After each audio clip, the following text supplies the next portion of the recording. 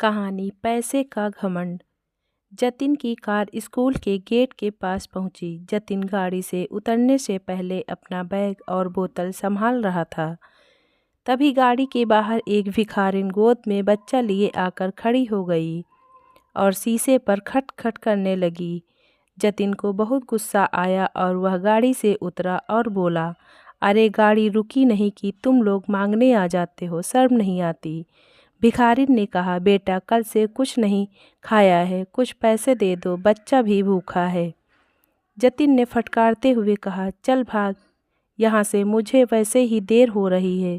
तभी पास में खड़ा उसका दोस्त रवि बोला, ये लो मेरा लंच, तुम खा लेना और ये पैसे भी रख लो, बच्चे के लिए दूध खरीद लेना। रवि को देखकर जतिन थोड़ा सा झेप जाता है। वह भिखारिन खाना और पैसे लेकर दुआएं देकर चली गई। जतिन ने कहा, यार तू क्यों इन लोगों को सर पर चढ़ा लेता है? तुझे पता भी है कल से रोज तेरे पीछे पड़ जाएगी। वैसे अब तू खाएगा क्या? खाना और पैसे तो तूने उसे दे दिए। रवि बोला, हम जिस लायक हैं हमें औरों की मदद करनी चाहिए। आज का लंच तेरे टिफ़िन में से खा लूँगा, क्यों नहीं खिलाएगा क्या? यह सुनकर जतिन जोर से हंस पड़ा। उसे देखकर रवि भी हंस पड़ा। फिर दोनों अपनी क्लास की ओर बढ़ गए। अगले दिन से रवि ज़्यादा खाना लाने लगा और उस भिखारन को देने लगा।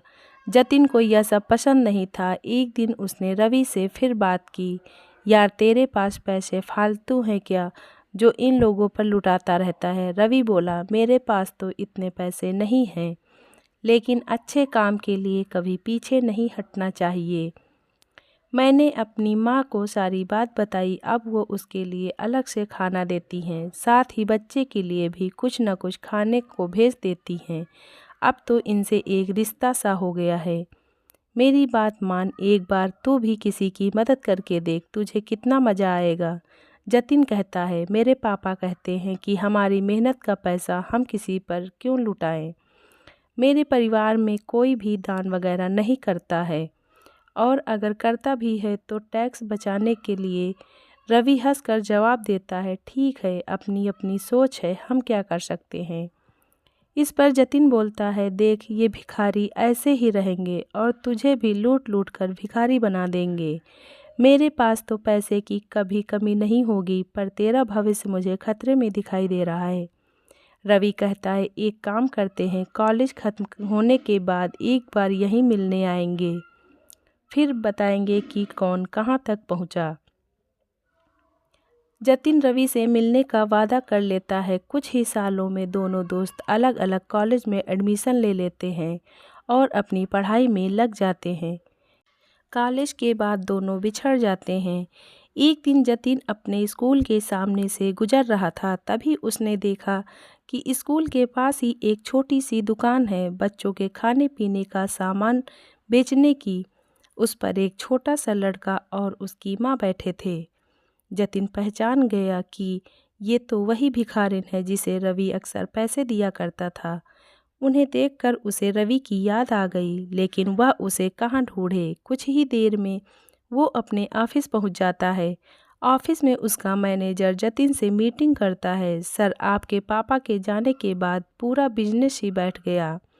एक गलत साइट पर बिल्डिंग बनाकर सारा पैसा डूब गया। अब एक प्रोजेक्ट है, अगर यह हमें मिल जाए तो काम बन सकता है, वरना 2 महीने में कंपनी और घर दोनों नीलाम हो जाएंगे। जतिन बोलता है, मैं जानता हूँ, पता नहीं किसकी नज़र लग गई हमारे बिजनेस को। आप इस प्रोजेक्ट की डिटेल मुझे भेज दो। कल उस नए इंजीनियर से मैं खुद मिलकर उसे प्लान समझाता हूँ। हमें किसी भी कीमत पर यह प्रोजेक्ट लेना ही पड़ेगा। अगले दिन जतिन जल्दी से तैयार होकर प्रोजेक्ट की फाइल लेकर सरकारी दफ्तर में पहुंच जाता है।